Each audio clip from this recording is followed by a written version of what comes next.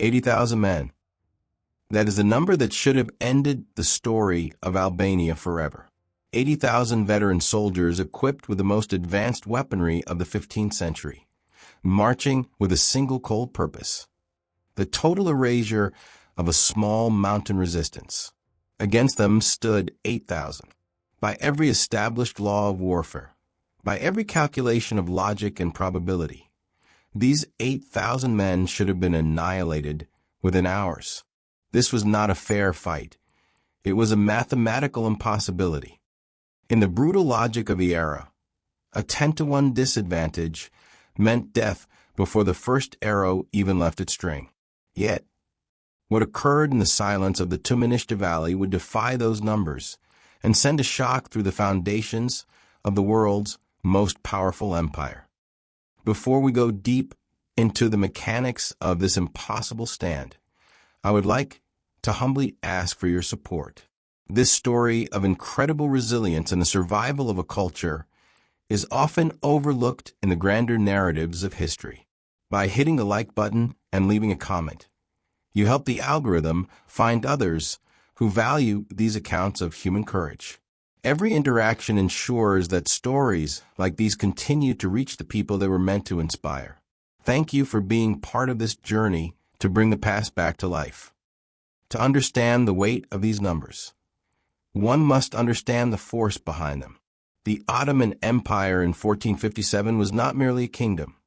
It was an unstoppable machine. Under the leadership of Sultan Mehmed II, the man who had shattered the walls of Constantinople and ended the 1,000-year Byzantine Empire, the Ottomans had become the gold standard of military efficiency. Their ranks were filled with janissaries, men trained from childhood for the sole purpose of war, and Sipahi cavalry who could break a defensive line in a single thunderous charge. They moved with a methodical, cold precision that had already swallowed Serbia and crushed the resistance of the Hungarian plains. When Mehmed II looked toward the Albanian mountains, he did not see a pier. He saw a minor calculation to be corrected. But that calculation had one variable the Sultan could not account for. His name was George Castrioti, known to the world as Skanderbeg. He was the dragon of Albania. But more importantly, he was a man who had been shaped by the very empire he now fought. Raised in the Ottoman court and trained by their most brilliant generals, Skanderbeg was the ultimate insider. He had led their men, studied their logistics, and understood the exact rhythm of their tactical heartbeat. He didn't just know how the Ottomans fought. He knew how they thought. For 14 years, he had united the Albanian clans, turning his homeland into a fortress of stone and spirit. While the Sultan's commanders relied on the weight of 80,000 boots, Skanderbeg relied on a terrifying intimacy with his enemy's weaknesses.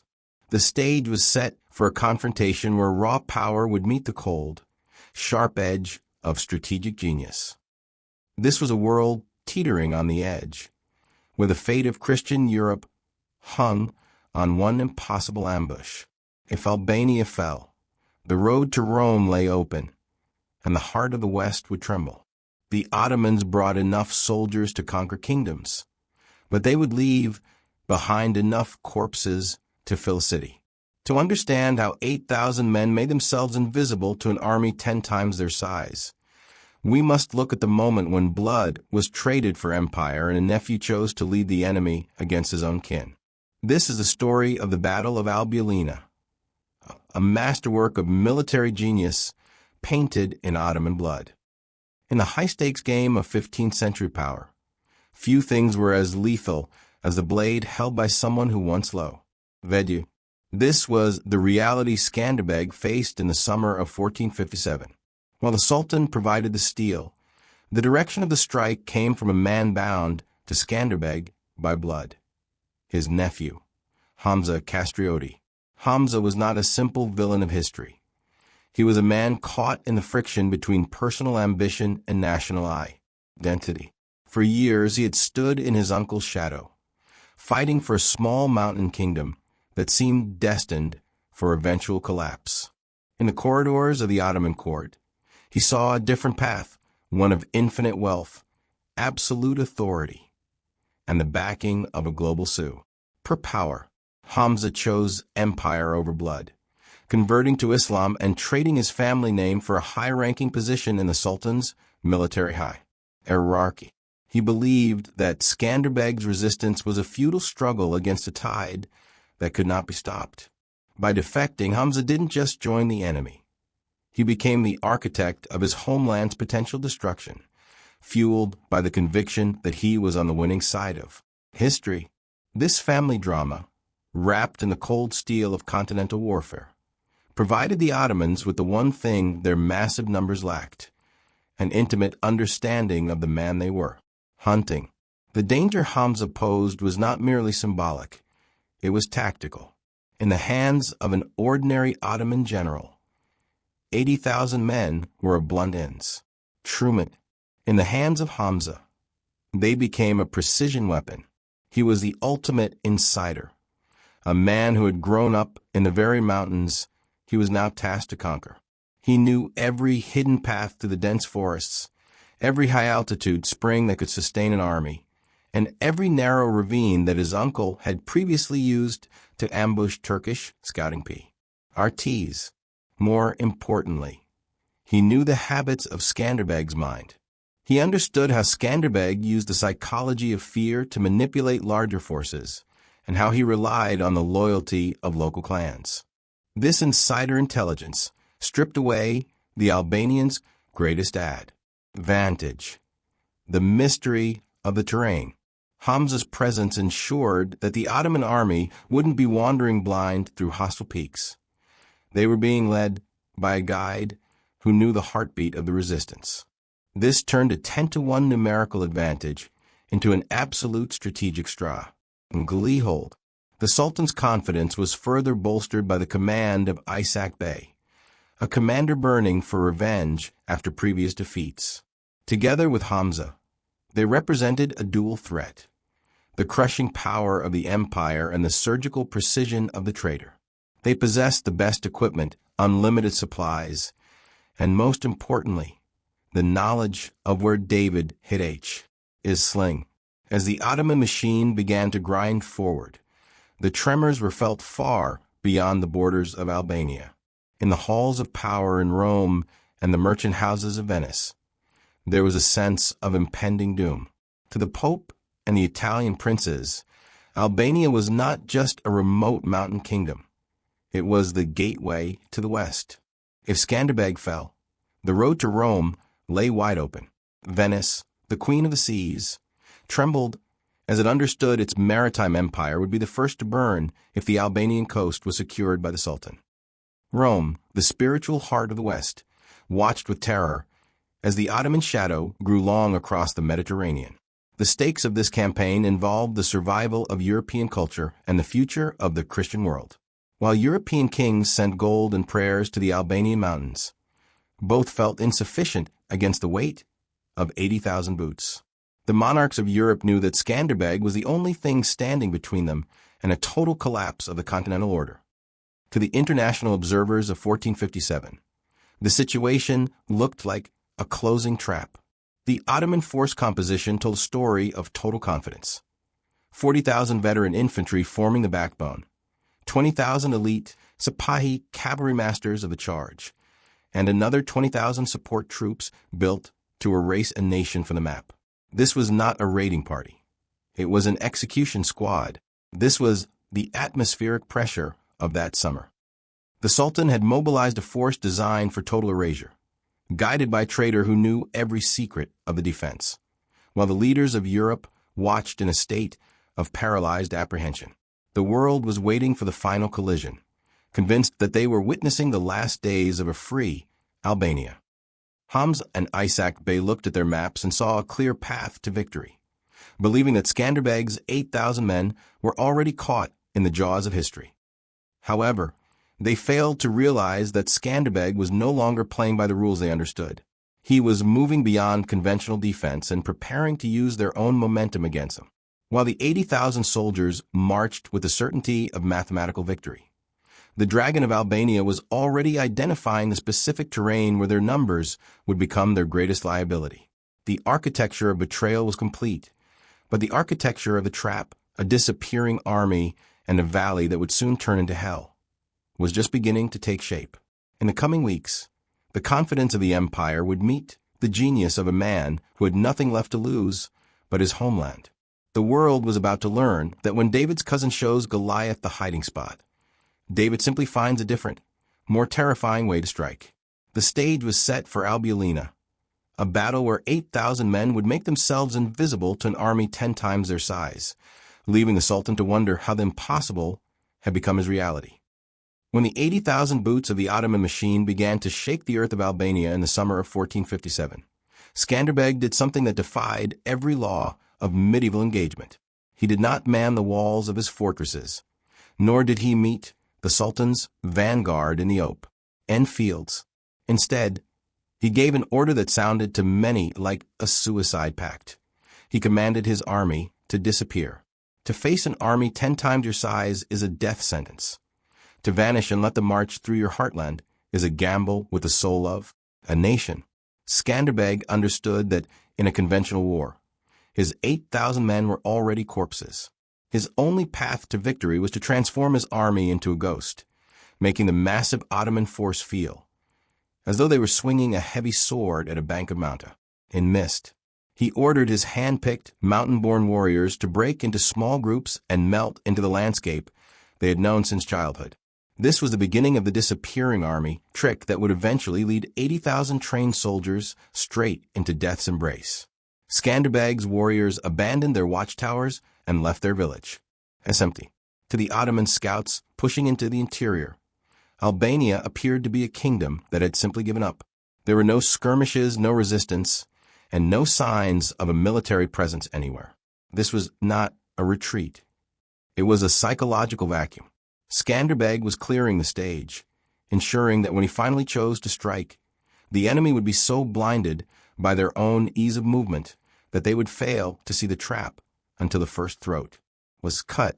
But silence alone was not enough to fool a man like Hamza Castrioti.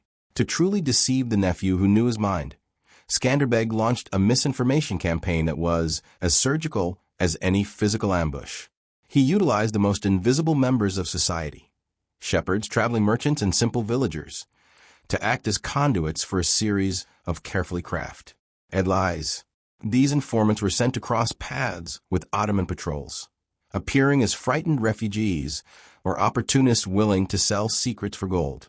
The stories they fed the Ottoman commanders were designed to feed their arrogance.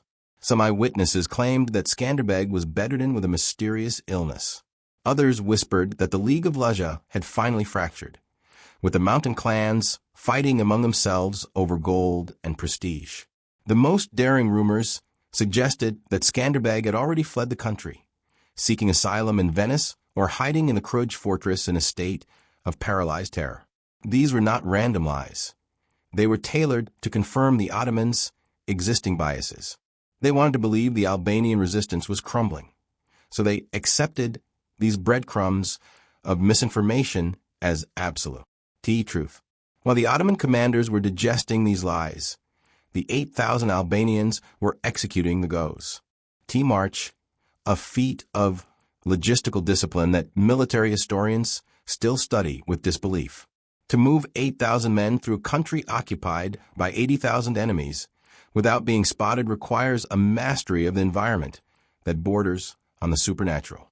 They traveled only in the deepest hours of the night, moving in small, silent columns through paths that were invisible to anyone not born in the SE peaks. The discipline was absolute. No cooking fires were permitted, regardless of the cold mountain air. Armor was wrapped in thick cloth or leather to prevent any metallic reflection in the moonlight or any clink of steel against stone. They utilized the shadows of deep caves and the thickness of ancient forests to hide during the day, remaining so still that Ottoman patrols passed within meters of their positions without sensing presence. Every man knew that a single dislodged rock or a single cough could mean the end of their people. They were ghosts by choice, waiting for the moment when the Ottoman confidence reached its peak. This absolute silence played directly into the hands of Hamza Castrioti's ego. Hamza, The man who had promised the Sultan he could predict his uncle's every move, misread the situation with catastrophic confidence. He watched the Ottoman army march deeper and deeper into the Albanian interior without encountering a single arrow, and he took it as a personal victory. To Hamza, the silence was proof that his defection had broken Skanderbeg's spirit. He assured Isaac Bey that the lack of resistance was a total collapse of morale among He clans. He told the Ottoman commanders that his uncle was likely watching them from some distant peak, shivering in fear, and realizing that his era had ended. Hamza's insider knowledge, which should have been the Ottomans' greatest asset, became their greatest liability because it was filtered through his own arrogance. He stopped looking for ambushes because he was convinced his uncle was no longer capable of mounting one. By the time the Ottoman army began to filter into the Tumanishta Valley on September 1st, their guard was not just lowered, it was non-existent.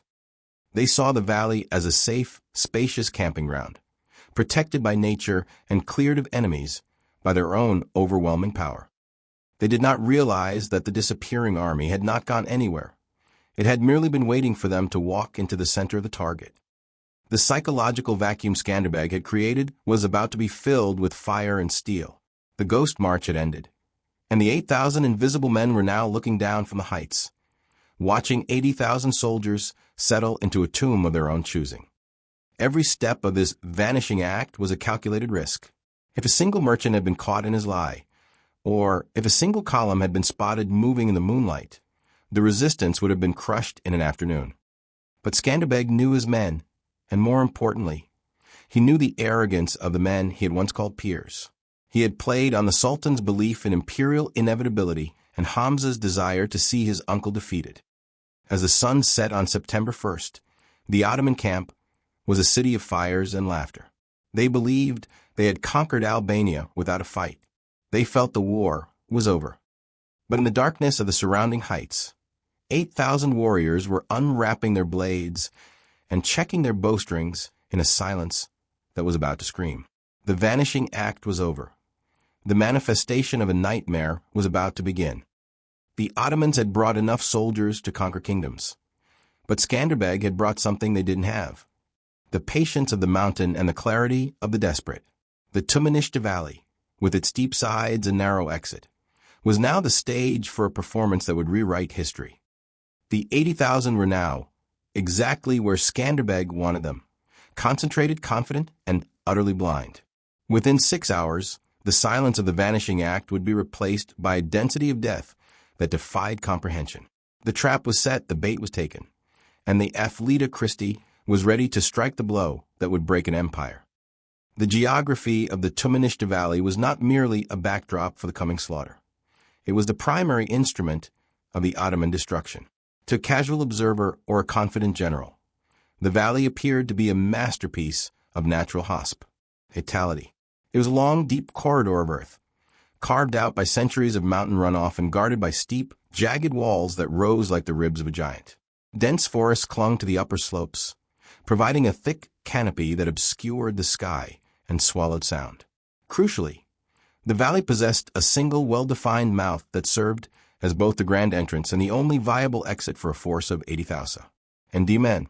To Skanderbeg, who had identified this location months in advance, the valley was a natural tomb, with its lid left slightly ajar. The steep sides meant that once an army was committed to the valley floor, their ability to maneuver was dictated entirely by the stone around them.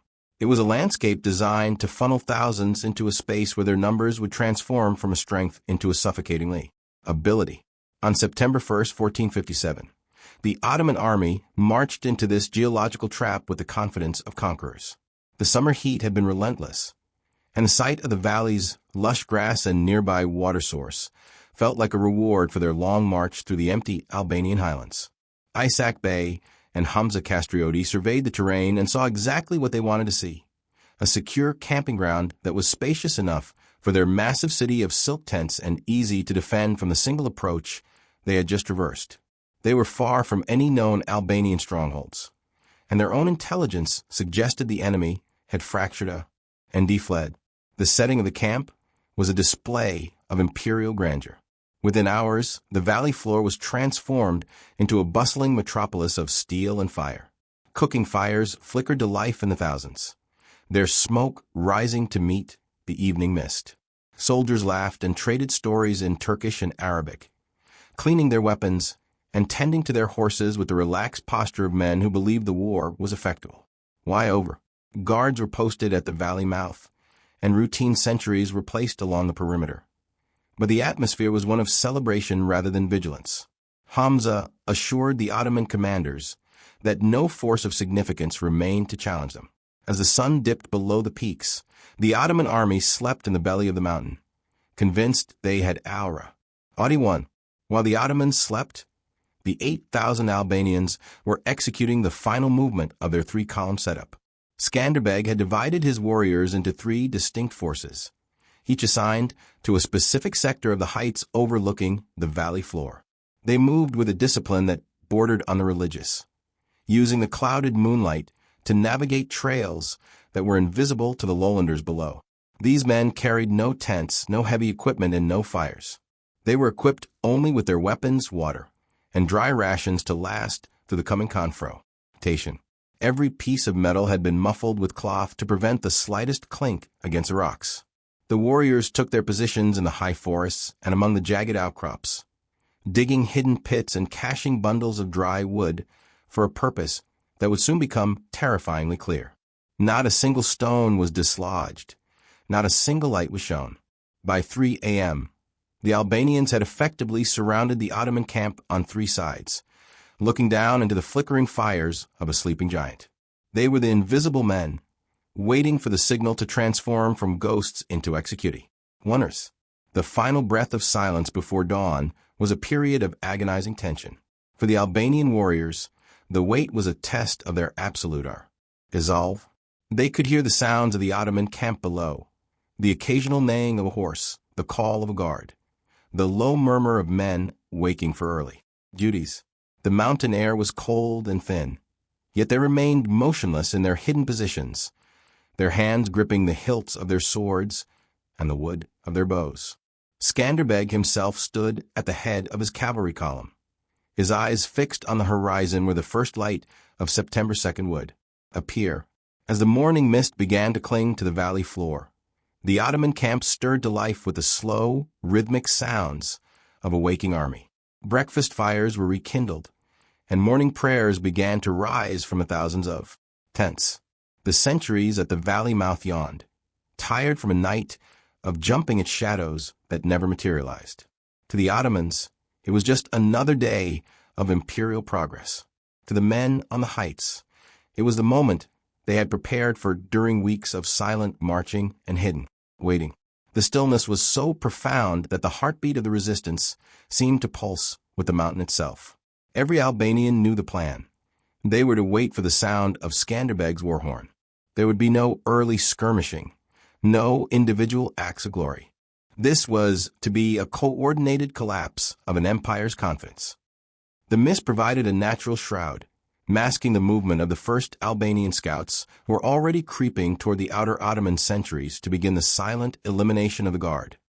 In those final seconds, the Tumanishta Valley was a cathedral of silence. The 80,000 below were caught in the most dangerous position an army can occupy. They were in a state of total comfort within a landscape of total hostility. They had let the environment lull them into a sense of security, forgetting that the mountains do not belong to those with the most gold, but to those who know how to live within their shadows. Skanderbeg raised his horn to his lips. The air in the valley seemed to hold its breath. The math of 80,000 against 8,000 was about to be discarded in favor of a different calculation, one of fire, smoke, and a density of death that would haunt the Sultan's dreams for the rest of his life. The transition from peace to hell was now a matter of heartbeats. The invisible men were no longer content to watch. They were ready to manifest. The 6 hours that would follow would not just be a battle. They would be a 6-hour miracle that proved that when a landscape is used as a weapon, numbers become a target rather than a shield. The silence of the night was over. The storm was about to break. The morning of September 2nd arrived with a heavy, clinging mountain mist that sat on the valley floor like a shroud. The Ottoman camp stirred to life slowly, the soldiers yawning as they rekindled their fires for the morning meal.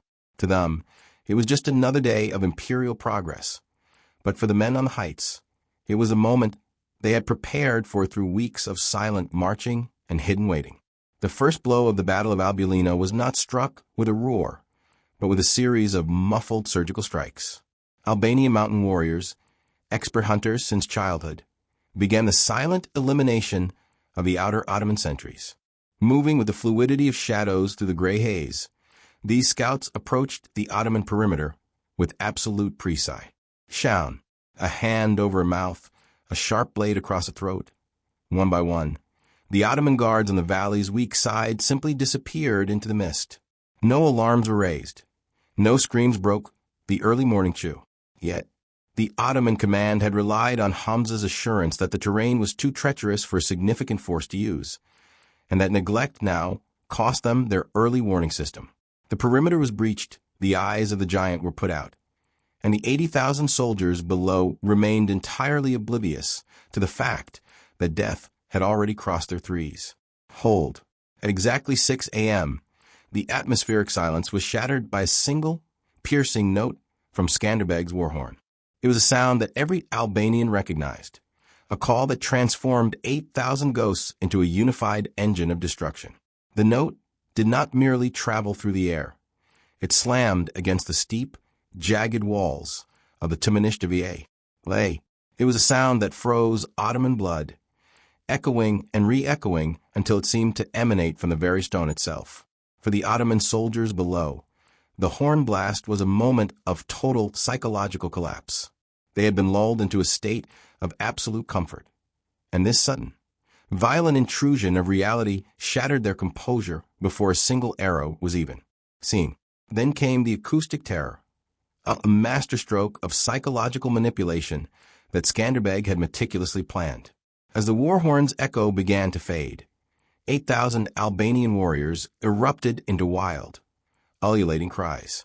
Skanderbeg had personally tested these echoes, knowing that the valley's natural acoustics would multiply every sh.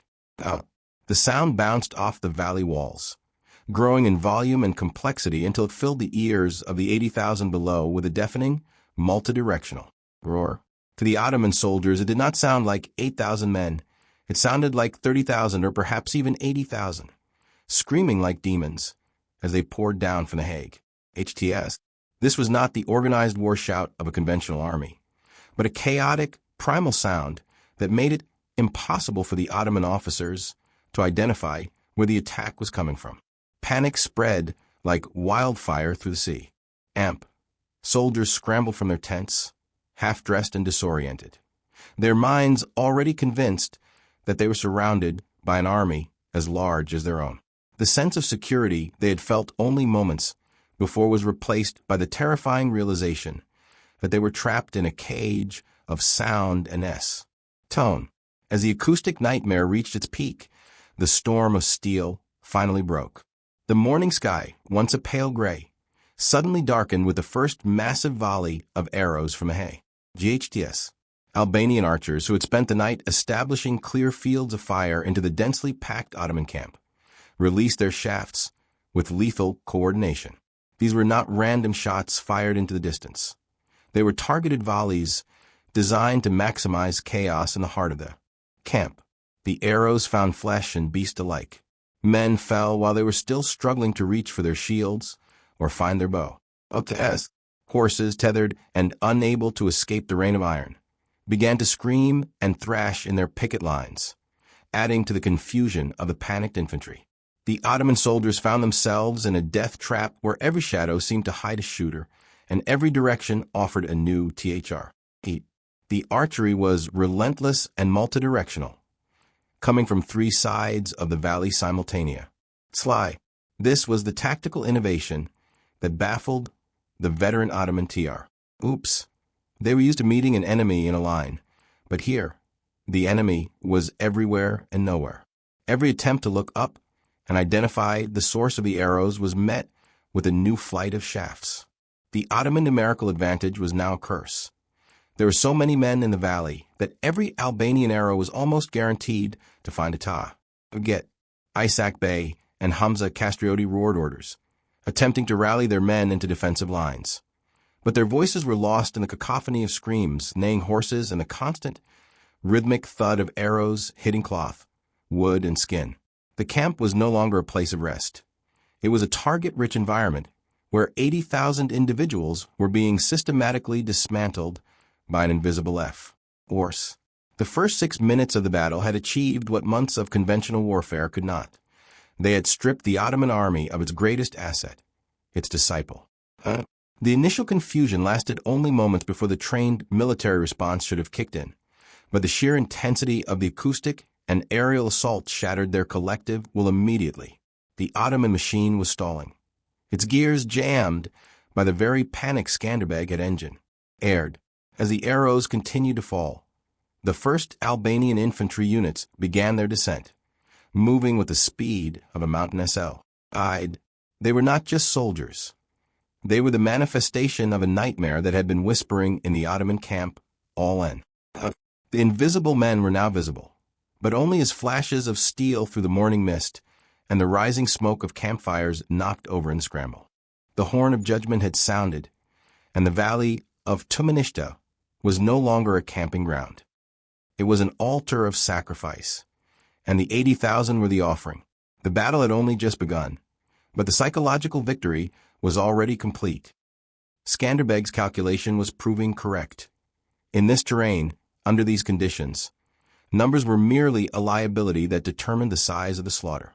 The silence of the mountain had been replaced by the roar of the dragon, and the 6-hour miracle was unfolding in a storm of blood and arrows. Every arrow that flew was a testament to 14 years of resistance. Every cry that echoed off the stone was the sound of a people who refused to be erased. The Ottoman soldiers, who had come to conquer a kingdom, now found themselves fighting just for the right to breathe through the hail of steel. The trap was closed, the lid was down, and the 6-hour clock had started its grim countdown. As the arrow storm reached its peak, Skanderbeg executed the most devastating phase of his plan. He stole the enemy's sight. Throughout the previous night, Albanian warriors had gathered massive piles of dry mountain brush and positioned them at strategic intervals along the heights. On a prearranged signal, 3 short, sharp blasts on his horn. These bundles were ignited simultaneously. This was not meant to burn the Ottoman soldiers directly. It was a tactical application of environmental science. The predictable morning wind, which Skanderbeg had studied for weeks, caught the rising heat and pushed thick, acrid clouds of gray smoke down into the valley floor. Within minutes, the 80,000 soldiers were plunged into a sensory void. The sun was blotted out, and the air became a choking gray wall that stung the eyes and burned the lungs of every man caught in the basin. This blinding of the giant was a final blow to Ottoman coordination. The massive army, which relied on visual signals and the sight of their banners to maintain order, was suddenly decapitated. Officers could no longer find their units. Soldiers could no longer see the men standing 5 feet in front of them. The invisible men on the heights continued to rain arrows through the haze, knowing exactly where the masses were concentrated, while the Ottomans were left swinging at SH.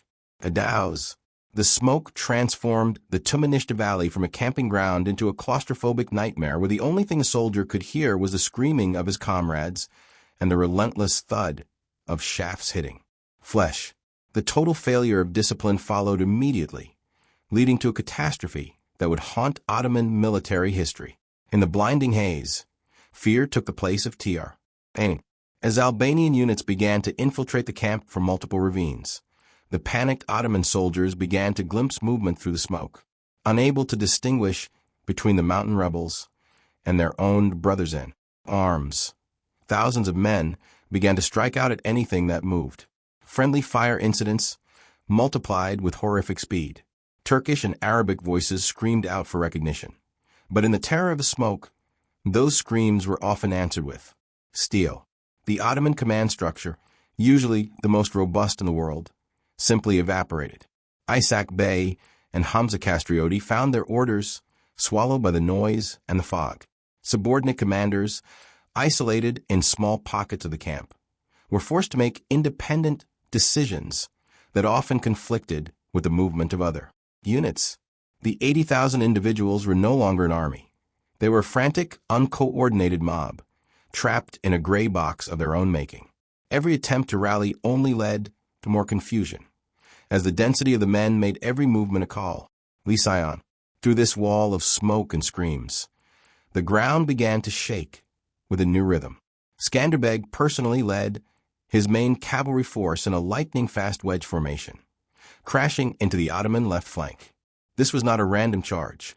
He targeted a specific area where the steep valley wall created a natural funnel, leaving the Ottoman units there with no room to expand their lines. The Albanian cavalry, intimate with every rock and dip in the soil, moved with a confidence that the blinded Ottomans could not match. The impact was like a hammer hitting glass. The Albanian lances found the gaps in the hastily raised shields, and the weight of the charge rode down hundreds of men before they even realized the cavalry was upon. Skanderbeg, appearing to the survivors as a demon emerging from the smoke, carved a path through the center of the resistance. His presence at the point of the spear provided his men with an unbreakable morale, while his enemies felt the cold realization that their superior numbers were useless in the face of such concentrated surgical violence. As the panic reached a fever pitch, the Janissaries, the elite of the elite, attempted to salvage the day, recognizing that the camp was a graveyard. These veteran units formed tight, disciplined squares and attempted to break out toward what they believed was the valley mouth. These were the Sultan's finest warriors, men who had never known defeat, and they charged with a ferocity that should have broken any mountain militia.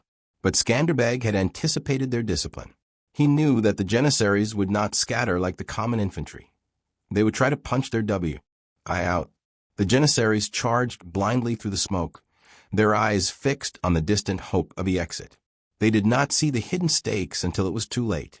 During the night of the Ghost March, Albanian engineers had dug deep, concealed trenches across the primary exit paths, and planted hundreds of sharpened wooden stakes at the bottom. The first ranks of the Janissary charge plummeted into these pits, their momentum carrying the following ranks down on top of them. Horses were impaled, riders were thrown into the dirt, and the disciplined breakout transformed instantly into a massacre within a massacre. The stakes did more than kill. They acted as a psychological barrier. The sight of their elite brothers being slaughtered in a hidden trap broke the last remnants of Ottoman hope. The Janissaries, who were supposed to be the anchor of the empire, were now a source of terror for the men behind them. The valley floor became a maze of death, with the dead piled so high they formed physical obstacles that fleeing men had to climb over, only to be cut down by Albanian infantry waiting on the other side. In just a few hours, the mathematical certainty of an Ottoman victory had been burned away by the smoke of Skanderbeg's genius. The 80,000 were now a liability to themselves. The very air they breathed was a weapon. The ground they stepped on was a trap, and the comrades they stood next to were a threat. Skanderbeg's invisible men had manifested as a nightmare of smoke and steel, and the 6-hour clock was ticking toward the total annihilation of an imperial dream. The giant was blind, bleeding, and falling into the tomb it had so confidently entered. As the morning sun climbed toward its zenith, the Tumanishta Valley transitioned from a site of strategic ambush to a scene of total, unmitigated slaughter. The 80,000 men who had entered the valley as an organized conqueror now existed only as a terrified, desperate mob. The geographic features that had once seemed like defensive assets, the high walls and the singular entrance, became the instruments of their final reckoning. Thousands of soldiers, having abandoned their armor and weapons to increase their speed, surged toward the narrow valley mouth in a frantic bid for survival. This exit, intended for the orderly march of an empire, was now a lethal choke point. The pressure of thousands of panicked men pushing from the rear created a physical catastrophe. Soldiers were literally crushed to death against the stone walls and the bodies of their own comrades. Those who managed to reach the opening did not find freedom, but a fresh nightmare. Skanderbeg had positioned his most disciplined infantry at the mouth of the valley, and they cut down the fleeing Ottomans like a harvest. The ground at the exit became so slick with blood and piled so high with the fallen that the path was eventually blocked by a wall of the dead. The collapse of the Ottoman force was accelerated by the total disintegration of its leadership. Ishak Bey, the veteran commander who had promised the Sultan a swift victory, was caught in the very chaos he had failed to contain. Accounts of his final moments vary, but the result was definitive. His body was later identified by his ornate armor, lying among the thousands of common soldiers who had been trampled in the mud or cut down by Albanian lances. His death removed the last anchor of Ottoman discipline. Without a central command, the subordinate officers either fled into the smoke or died trying to rally units that no longer recognized their authority. The leaderless army dissolved into 80,000 individuals, each fighting a solitary, hopeless battle against an enemy they still could not fully see. The site of the captured Ottoman standards, 24 battle flags, including Ishak Bey's own banner, lying in the dirt, signaled the end of the imperial presence in the valley. In the heart of this wreckage, the personal tragedy of the Castrioti family reached its climax. Hamza Castrioti, the nephew who had traded his heritage for a Turkish title, was found by Skanderbeg's men while attempting to rally a final stand of his personal guard. He was not granted the warrior's death he might have expected. Instead, he was overwhelmed, disarmed, and dragged in chains through the gore of the valley floor to face the uncle he had betrayed. The confrontation was a moment of profound silence amidst the surrounding roar of death. Hamza, blood-stained and broken, stood before the man who had outthought an entire empire. Skanderbeg did not look at him with rage, but with a cold, devastating clarity. His recorded words were simple. He noted that Hamza had chosen empire over blood and pointed to the 30,000 corpses as the inevitable result of that choice. The nephew who had promised to help Goliath find David was now a trophy of David's superior mind. As the slaughter reached its most efficient peak, the Albanian warriors were consumed by a combat fury fueled by years of Ottoman raids on their homes. They were killing with such speed that the valley floor was becoming a carpet of the dead. However, Skanderbeg remained the master of his own emotions and the master of the strategic moment. He realized that a dead enemy is merely a corpse, but a living prisoner is a currency of war. He rode through the ranks, his voice rising above the din, and gave a command that shocked his battle-hardened men. He ordered them to give quarter. It was an act of pragmatic mercy. By halting the massacre, Skanderbeg managed to secure 15,000 prisoners, a number nearly twice the size of his own entire army. These captives represented massive strategic leverage for future negotiations with the Sultan and served as living witnesses to the impossibility of the Albanian victory. The transition from slaughter to capture was not immediate, and many Albanian officers had to physically restrain their men to enforce the order. But slowly, the frenzy subsided. The Ottomans, seeing that surrender now meant life rather than an immediate blade, began to drop to their knees in the thousands. The reckoning was complete. In 6 hours, Skanderbeg had transformed 80,000 conquerors into 30,000 corpses and 15,000 captives. The mathematical impossibility had been solved in blood, and the Sultan's nephew was now just one more prisoner in the hands of the Dragon of Albania. This was the moment the myth of invincibility died. The giant had not just been tripped, it had been dismantled. The valley, which had begun the day as a symbol of Ottoman confidence, ended it as a monument to their total humiliation. Skanderbeg surveyed the wreckage, knowing that while the war was far from over, the world would never again look at his small mountain kingdom and see only a minor calculation to be corrected. He had used the geography of the land and the arrogance of his kin to write a new law of warfare. One where the mind of a single man was heavier than the boots of 80,000.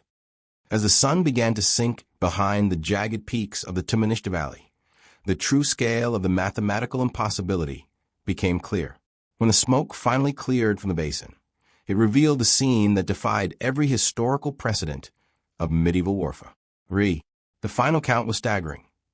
30,000 Ottoman soldiers lay dead within the narrow confines of the valley, their bodies forming a literal carpet across 6 square kilometers of earth.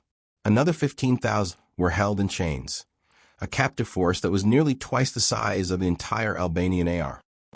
Yet, The most shocking statistic lay in the Albanian ranks. Despite facing a force 10 times their size, Skanderbeg's men had suffered fewer than 1,000 casualties. The ratio of 30-1 exceeded anything ever recorded in the annals of imperial conflict. It was a victory that proved with brutal clarity that when perfect preparation meets an intimate knowledge of a land, numbers are merely a measurement of the enemy's potential for low. As the shock waves of the Battle of Albulena rippled across the known world with the speed of a lightning streak. In Constantinople, Sultan Mehmed II, the man who had brought down the 1,000-year Byzantine Empire, was reported to be physically ill with rage upon receiving the news. He reportedly executed the messengers who confirmed the disaster, unable to reconcile the reality of his elite army's annihilation with his vision of imperial inevitability. His planned expansion into the heart of Europe ground to a halt as planned invasions were cancelled and resources were redirected to defend existing borders. The myth of Ottoman invincibility, so carefully cultivated through decades of victory, had been shattered against the mountain stone of Alban. Meanwhile, across the Adriatic, the atmosphere was one of spontaneous, near-miraculous rely. Church bells rang in celebration from the canals of Venice to the ancient hills of Rome. In Vienna and Naples, spontaneous festivals erupted as the news spread that the Dragon of Albania had held the gate. The Pope hailed Skanderbeg as the athlete of Christ, and poets began to immortalize him as Europe's Shai. For a brief moment, the shadow of the Ottoman advance was pushed back, and the monarchs of the West saw hope incarnate in a mountain prince who refused to kneel. Today, the Battle of Albulena remains the ultimate proof that cunning and conviction can topple even the most formidable empires. It is a case study in asymmetric warfare, teaching modern military minds how terrain can be used as a force multiplier and how psychological manipulation can defeat raw numbers. Skanderbeg's legacy is not just one of military genius, but of the unyielding spirit of a people who chose to become invisible rather than become slaves. He demonstrated that battles are not won by counting soldiers, but by outthinking the minds that lead them. The Tumanishta Valley stands as a permanent reminder that no empire is truly invincible. As the sun climbed toward its zenith, casting long, jagged shadows across the Tumanishta Valley, the geography that had enticed the Ottoman army turned against them. The valley, shaped like a long, narrow funnel, had only one viable exit, the way they had come in. For the 80,000 men trapped inside, the realization of this fact did not hit all at once. It rippled through the ranks like a contagion. The disciplined grid of the Ottoman advance, once the envy of every military power in Europe, evaporated in seconds. It was replaced by a primal, unthinking organism governed by a single instinct: escape. The retreat began as a surge but quickly devolved into a crush. Thousands of infantrymen, realizing that their heavy plate armor and chainmail were death sentences in a foot race, began to shed their protection. Valuable steel breastplates, helmets, and shields were cast into the mud, creating a treacherous obstacle course for the waves of men pushing from behind. The noise in the valley shifted from the rhythmic clash of steel to a deafening, discordant roar of human panic, screams of men being trampled, the snapping of bones under the stampede, and the desperate shouts of officers trying to command soldiers who had gone deaf with fear.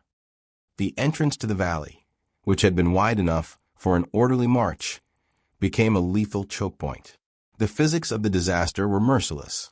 As the rear guard pushed forward to escape the Albanian cavalry hacking at their heels, they compressed the front ranks against the narrowing stone walls.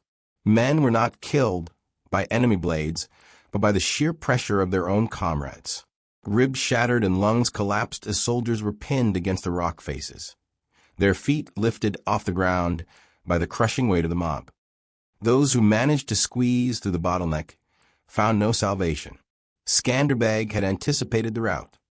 He had positioned his heaviest infantry, veterans of the Slavic Wars and the mountain campaigns, in a crescent formation right at the mouth of the valley. As the Ottoman soldiers burst out of the trap, breathless and weaponless, they ran straight into a wall of Albanian spears. It was not a battle. It was a harvest. The bodies piled up so quickly that the Albanians had to step backward and climb over the mounds of the fallen to reach the next wave. The mouth of the valley became plugged with a wall of the dead, forcing the living to climb over the corpses of their friends to meet their own end. The fall of command.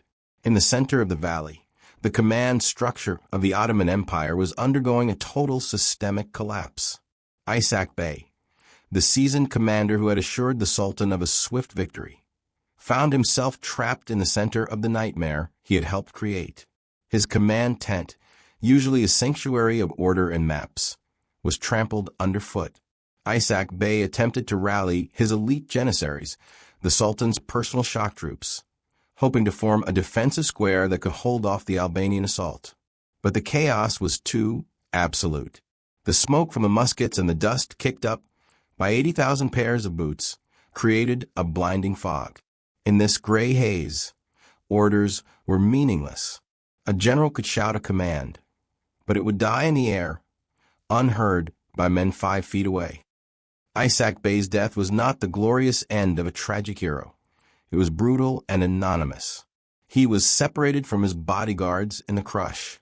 Accounts suggest he was unhorsed not by an enemy lance, but by the panic of his own cavalry.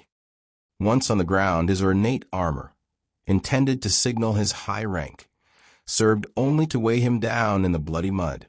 He was cut down by a group of Albanian irregulars who likely did not even know who they had killed until the fighting stopped. When the Ottoman standard-bearers saw their commander fall, the will to fight evaporated. One by one, the 24 battle flags of the Ottoman divisions fell into the dirt. The sight of the crescent dropping into the mud signaled to the remaining troops that Allah had left the valley. Subordinate officers, seeing the disintegration of the chain of command, tore the insignias from their uniforms to blend in with the common conscripts. The army was no longer 80,000 soldiers. It was 80,000 individuals, each fighting a solitary, hopeless war against an enemy they could barely see through the smoke. Amidst the industrial-scale slaughter, a smaller, sharper tragedy was playing out near the center of the ruin. Hamza Castrioti, Skanderbeg's nephew and the man who had provided the Ottomans with the intelligence to navigate the terrain, was still alive. Unlike Ishak Bey, Hamza did not vanish into the mob. He fought with the desperation of a man who knew he could not go back to the Sultan and could not go home to Cluj. He had gathered a small knot of personal retainers, a final island of resistance in a sea of rout. But Skanderbeg's personal guard, the Garda, had been hunting for him specifically. They cut through Hamza's defenders with precise, brutal efficiency. Hamza was not granted the mercy of a quick death in combat. He was overwhelmed, pulled from his horse, and disarmed. His hands were bound with rough cord, and he was dragged through the carnage of the battlefield he had helped engineer. The meeting between uncle and nephew took place in a clearing surrounded by the dead. Skanderbeg sat on his horse, his armor black with grime and blood, his chest heaving from hours of combat. Hamza was thrown into the mud at his feet. The silence that stretched between them was heavier than the noise of the dying army around them. Hamza looked up expecting rage. He expected the immediate stroke of a sword. He was a traitor of the worst kind, one who had sold his own blood for a title and a province. But Skanderbeg did not look at him with anger. He looked at him with a cold, devastating pity. "You sought to bring the giant to crush the mountains," Skanderbeg reportedly said, his voice flat. "Look around you, Hamza. The mountains have eaten the giant." He did not execute his nephew. Death would have been a release. Instead, Skanderbeg ordered him to be chained and kept alive. Hamza was to be a living trophy, a breathing reminder to the world that the name Castrioti belonged only to those who defended Albania, not those who sold it. The humiliation of living in chains, forced to watch the celebration of the victory he had tried to prevent, would be a punishment far longer and more painful than the blade. By the 4th hour, the valley floor was a carpet of destruction.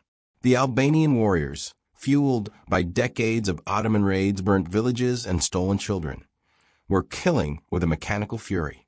They were not taking prisoners. They were exterminating an infestation. The death toll had crossed 30,000. The drainage ditches of the valley were running red, and the iron smell of blood was so thick it coated the back of the throat. But Skanderbeg was not just a warrior. He was a statesman. As he surveyed the field, he realized the point of diminishing returns had been reached. A dead Ottoman soldier was merely rotting meat, useless to him. But a living Ottoman soldier, especially a high-ranking officer, was currency. He rode into the thick of the killing zones, signaling his horn blowers to sound the halt. The order was confusing to his men. Their blood was up. The enemy was helpless. Why stop now? Skanderbeg had to physically ride between his men and the cowering Ottomans, shouting a command to give quarter. "Spare them," he roared over the din. "They are worth more in chains than in the grave." It took time for the order to take hold. The momentum of a massacre is hard to arrest. Officers had to strike their own men with the flats of their swords to stop the swinging blades. But slowly the killing slowed. The silence that followed was eerie. Thousands of Ottoman soldiers, realizing that surrender was suddenly an option, dropped their weapons and fell to their knees, bowing their heads to the ground in submission. The logistics of the capture were staggering. Skanderbeg's force of fewer than 20,000 men had to corral, disarm, and guard 15,000 prisoners. It was a risky move. The prisoners nearly outnumbered their captors. But the Ottomans were so broken, so psychologically shattered by the ambush and the death of their leaders, that they offered no resistance. They allowed themselves to be tied in long lines, roped neck to neck like cattle. These 15,000 men represented massive leverage.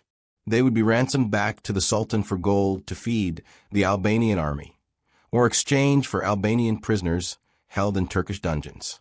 By choosing mercy, Skanderbeg had not only won the battle, but financed the next year of the war.